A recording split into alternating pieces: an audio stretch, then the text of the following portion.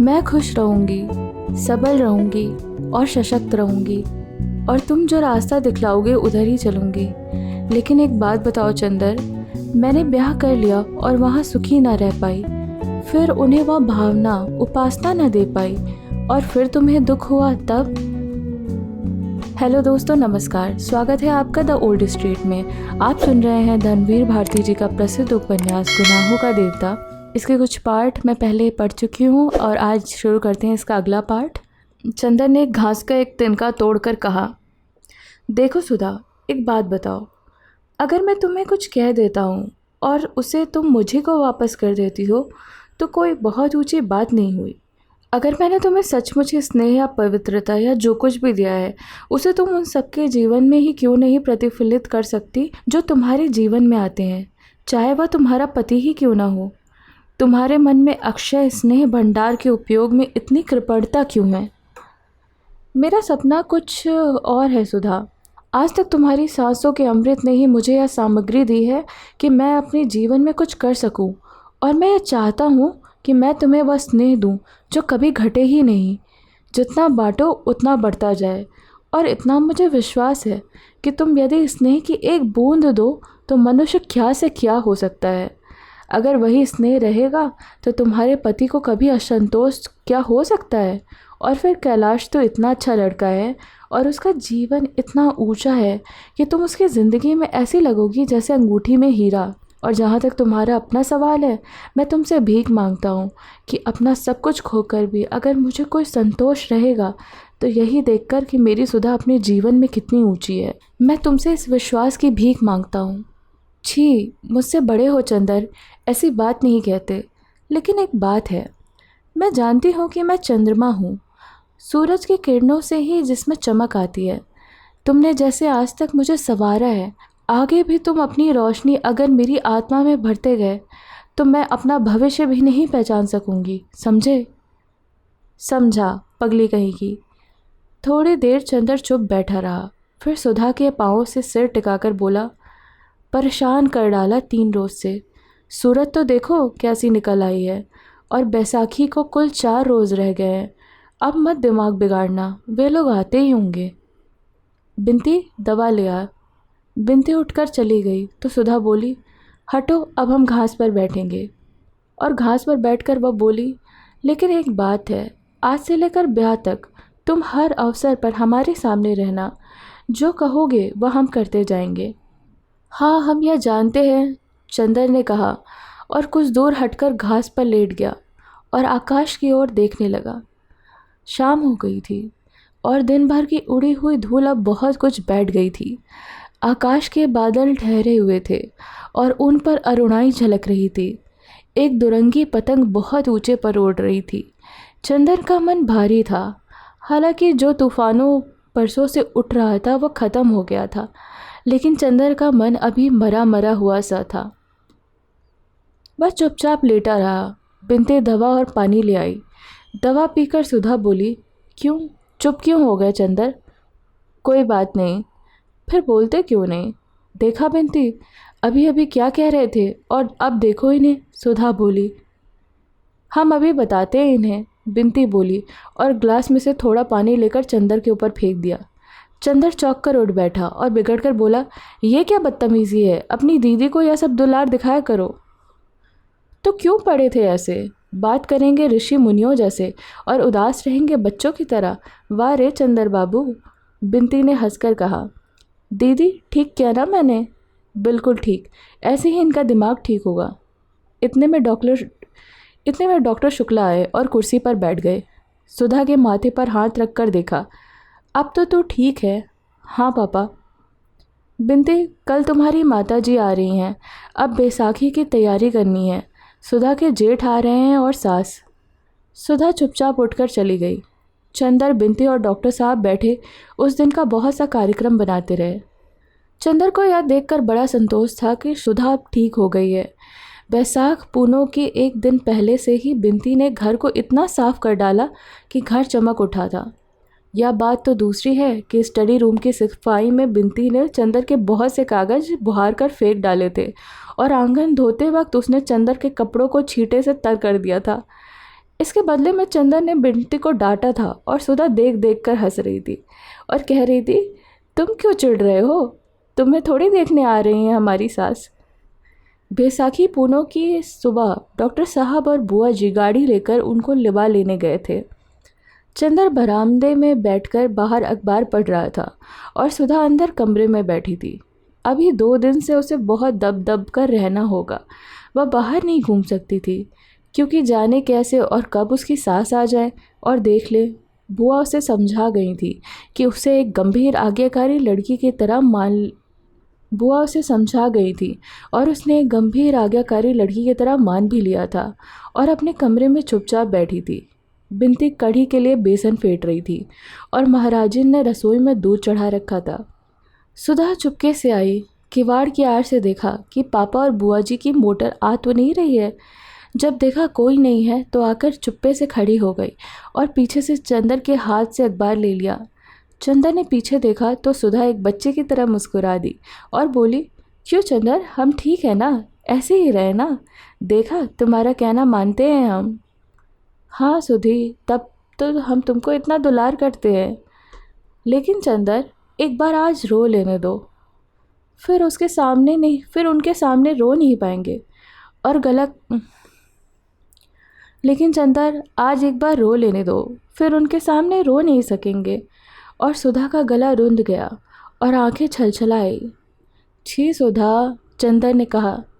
अच्छा नहीं, और झटके से सुधा ने आंसू पोंछ लिए। इतने में गेट पर किसी की कार का भोंपू सुनाई पड़ रहा था। सुधा भागी। अरे यह तो पम्मी की कार है, चंदर बोला। सुधा रुक गई। पम्मी ने पोर्टिको में आकर कार रोकी। हेलो मेरे जुड़वा मित्र, क्या हाल है तुम लोगों का, और हाथ पिलाकर बेतलकुफ़ी से कुर्सी पर बैठ गई। इन्हें अंदर ले चलो चंदर, वरना अभी लोग आते ही होंगे, सुधा बोली। नहीं, मुझे बहुत जल्दी है, आज शाम को बाहर जा रही हूँ। बर्टली अब मसूरी चला गया है, वहाँ से उसने मुझे भी बुलाया है। उसके हाथ में कहीं शिकार में चोट लग गई है, मैं आज वहीं जा रही हूँ। सुधा बोली, हमें ले चलिएगा। चलिए कपूर, तुम भी चलो, जुलाई में लौट आना, पम्मी ने कहा। जब अगले साल हम दोनों की मित्रता की वर्षगांठ होगी तब मैं चलूँगा, चंदर ने कहा। अच्छा विदा, पम्मी बोली। चंदर और सुधा ने हाथ जोड़े तो पम्मी ने आगे बढ़कर सुधा का मुंह हथेलियों में उठाकर उसकी पलकें चूम ली और बोली, मुझे तुम्हारी पलकें बहुत अच्छी लगती हैं। अरे इनमें तो आंसुओं का स्वाद है, तुम अभी रो रही थी क्या? सुधा झेप गई। चंदर के कंधे पर हाथ रखकर पम्मी ने कहा, कपूर तुम खत ज़रूर लिखते रहना, चलते तो बड़ा अच्छा रहता। अच्छा आप दोनों मित्र का समय अच्छी तरह बीते। और पम्मी चल दी। थोड़ी देर में डॉक्टर साहब की कार आई। सुधा ने अपने कमरे के दरवाजे बंद कर लिए। बिंती ने सर पर पल्ला ढक लिया और चंदर दौड़कर बाहर गया। डॉक्टर साहब के साथ जो सज्जन उतरे वह ठिगने से गोरे से गोल चेहरे के कुलीन सज्जन थे और खद्दर का कुर्ता और धोती पहने हुए थे। हाथ में एक छोटा सा सफारी बैग था। चंदर ने लेने के लिए हाथ बढ़ाया तो हंसकर बोले, जी नहीं, क्या इतना सा बैग ले चलने में मेरा हाथ थक जाएगा? आप लोग तो खातिर करके मुझे बहुत ही महत्वपूर्ण बना देंगे। सब लोग स्टडी रूम में चले गए। वहीं डॉक्टर शुक्ला ने परिचय कराया, यह हमारे शिष्य और लड़के, प्रांत के होनहार अर्थशास्त्री चंद्र कुमार कपूर और आप शाहजहांपुर के प्रसिद्ध कांग्रेसी कार्यकर्ता और म्यूनसिपल कमिश्नर श्री शंकर लाल मिश्र। अब तो नहाए ले शंकरी, फिर चाय ठंडी हो जाए, बुआ ने आकर कहा। आज बुआ जी ने बहुत दिनों तक पहले की तरह बूटीदार साड़ी पहन रखी थी और शायद वह खुश भी थी क्योंकि बिंती को वह डांट नहीं रही थी। नहीं, मैं तो वेटिंग रूम में नहा चुका, चाय मैं पीता नहीं, खाना ही तैयार करा दीजिए। और घड़ी देखकर शंकर बाबू बोले, मुझे ज़रा स्वराज भवन जाना है और 2 बजे की गाड़ी से वापस चले जाना है, शायद उधर से ही चला जाऊंगा। उन्होंने बहुत ही मीठे स्वर में मुस्कुराते हुए कहा। यह तो अच्छा नहीं लगता, आप अभी आए, कुछ रुके नहीं। डॉक्टर शुक्ला बोले, हाँ मैं खुद रुकना चाहता था, लेकिन माँ जी की तबीयत थोड़ी ठीक नहीं है। कैलाश भी कानपुर गया हुआ है, मुझे जल्दी जाना चाहिए। बिंती ने लाकर थाली रखी। चंदन ने आश्चर्य से डॉक्टर साहब की ओर देखा। वे हंसकर बोले, भाई यह लोग हमारी तरह छूत पात नहीं मानते। शंकर तुम्हारे संप्रदाय के ही हैं, यही कच्चा खाना खा लेंगे। इन्हें ब्राह्मण कहत के है, ये तो क्रिश्चियन है, हमरो धर्म बिगाड़ ही आई हैं। बुआ जी बोली। बुआ जी ने ही शादी तय कराई थी, लड़का बताया था, और दूर के रिश्तेदार से वे कैलाश और शंकर की भाभी भी लगती थी। शंकर बाबू ने हाथ धोए और कुर्सी खींचकर बैठ गए। चंदर की ओर देखकर बोले, आइए होनहार डॉक्टर साहब, आप तो मेरे साथ खा सकते हैं। नहीं नहीं, आप खाइए, चंदर ने तकल्लुफ़ करते हुए कहा। अजी वाह, मैं ब्राह्मण हूँ, शुद्ध, मेरे साथ खाकर आपको जल्दी मोक्ष मिल जाएगा। कहीं हाथ में तरकारी लगी रह गई तो आपके लिए स्वर्ग का फाटक फ़ौरन खुल जाएगा। खाओ। 2 कौर खाने के बाद शंकर बाबू ने बुआ जी से कहा, यही बहू है जो लड़की थाली रख गई थी? अरे राम कहीं, वो तो हमार छोरी है बिनती, पहचानते नहीं? पिछले साल तो मुन्ने के विवाह में देखे हो वो, बुआ जी बोली। शंकर बाबू कैलाश से काफ़ी बड़े थे, लेकिन देखने में बहुत बड़े नहीं लगते थे। खाते पीते बोले, डॉक्टर साहब लड़की से कहिए रोटी दे जाए, मैं इसी तरह देख लूँगा, और ज़्यादा तड़क भड़क की कोई ज़रूरत नहीं है। डॉक्टर साहब ने बुआ जी को इशारा किया और वे उठकर चली गईं। थोड़ी देर में सुधा आई, सादी सफ़ेद धोती पहने, हाथ में रोटी लिए दरवाजे पर आकर हिचकी, फिर आकर चंदर से बोली, रोटी लोगे? और बिना चंदर की आवाज़ सुने रोटी चंदर के आगे रखकर बोली, और क्या चाहिए? मुझे कढ़ी चाहिए, शंकर बाबू बोले। सुधा गई और कढ़ी ले आई, शंकर बाबू के सामने रख दी। शंकर बाबू ने आंखें उठाकर सुधा की ओर देखा। सुधा ने निगाहें नीची कर ली और चली गई। बहुत अच्छी है लड़की, शंकर बाबू ने कहा। इतनी पढ़ी लिखी लड़की में इतनी शर्म लिहाज मिलती नहीं है। सचमुच जैसे आपकी एक ही लड़की थी, उसे आपने खूब बनाया है। कैलाश के बिल्कुल योग्य लड़की है। या तो कहिए डॉक्टर साहब की शिष्टा प्रबल होती है, वरना हमारा कहाँ ही सौभाग्य था। जब से मेरी पत्नी मरी तभी से माताजी कैलाश के विवाह की ज़िद कर रही थी। कैलाश अंतर जाति विवाह करना चाहता था, लेकिन हमें तो अपनी जाति में ही अच्छा संबंध मिल गया।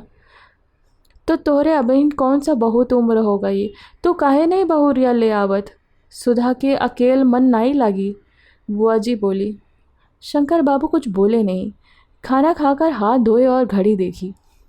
अब थोड़ा सो लूँ या जाने दीजिए, आइए बातें करते हैं हम आप, उन्होंने चंदर से कहा। 1 बजे तक चंदर शंकर बाबू से बातें करता रहा और डॉक्टर साहब और सुधा वगैरह खाना खाते रहे। शंकर बाबू बहुत हंसमुख थे और बहुत ही बातूनी भी। चंदर को तो कैलाश से भी ज़्यादा शंकर बाबू पसंद आए। बातें करने से मालूम होता था कि शंकर बाबू की आयु अभी 30 वर्ष से अधिक नहीं थी। एक 5 वर्ष का बच्चा है और उसी के होने में उनकी पत्नी मर गई। अब वे विवाह नहीं करेंगे। वे गांधीवादी हैं, कांग्रेस के प्रमुख स्थानीय कार्यकर्ता हैं और म्यूनसिपल कमिश्नर भी हैं। घर की जिम्मेदारी है। कैलाश बरेली में पढ़ता था। अब वह कैलाश का कोई इरादा इस प्रकार की नौकरी या व्यापार करने का नहीं है। वह मज़दूरों के लिए साप्ताहिक पत्र निकालने का इरादा करता है। वह सुधा को बजाय घर पर रखने के अपने साथ रखेगा, क्योंकि वह सुधा को आगे पढ़ाना चाहता है, सुधा को राजनीतिक क्षेत्र में ले जाना चाहता है। बीच में एक बार बिनती आई और उसने चंदर को बुलाया। चंदर बाहर गया तो बिनती ने कहा, दीदी पूछ रही हैं ये कितनी देर में जाएंगे? क्यों? कह रही थी अब चंदर को याद थोड़ी है कि सुधा इसी घर में है, उन्हीं से बातें किए जा रहे हैं। चंदर हंस दिया और कुछ नहीं कहा। बिनती बोली, ये लोग तो बहुत अच्छे हैं। मैं तो कहूँगी सुधा दीदी को कि इससे अच्छा परिवार मिलना बड़ा मुश्किल है। हमारे ससुर की तरह नहीं है ये लोग। हाँ, फिर भी सुधा इतनी सेवा नहीं कर रही है इनकी। बिनती, तुम सुधा को कुछ शिक्षा दे दो इस मामले में। हाँ हाँ, हम सेवा करने की शिक्षा दे देंगे, और ब्याह करने के बाद की शिक्षा अपनी पम्मी से दिलवा देना। खुद तो ले ही चुके हैं आप। चंदर झेप गया। पाजी कहीं की बहुत बेशर्म हो गई है। पहले मुंह से बोल नहीं निकलता था। तुमने और दीदी ने ही तो किया है बेशर्म, हम क्या करें? पहले हम कितना डरते थे। बिनती ने उसी तरह गर्दन टेढ़ी करके कहा और मुस्कुराकर भाग गई। जब डॉक्टर साहब आए तो शंकर बाबू ने कहा, अब तो मैं जा रहा हूँ, यह माला मेरी ओर से बहू को दे दीजिएगा। और उन्होंने बड़ी सुंदर मोतियों की माला बैग से निकाली और बुआ जी के हाथ में रख दी। हाँ, एक बात तो है, शंकर बाबू बोले, ब्याह हम लोग 1 महीने के भीतर ही करेंगे। आप सबकी बात हमने मानी या बात आप हमारी मान लीजिए। इतनी जल्दी? डॉक्टर शुक्ला चौंके। यह संभव है शंकर बाबू, मैं अकेला हूँ, आप जानते हैं। और जी हमने देखा यहाँ पे सुधा का ब्याह लगभग तय हो चुका है और शादी 1 महीने के अंदर करने की बात की जा रही है। बताऊंगी आगे की कहानी, आप जुड़े रहिए द ओल्ड स्ट्रीट से। कहानी पसंद आ रही हो तो उसे लाइक करें, चैनल को सब्सक्राइब करें, नीचे कमेंट सेक्शन में अपना कमेंट छोड़ें। सुनते हैं बहुत ही जल्द आगे की कहानी द ओल्ड स्ट्रीट में।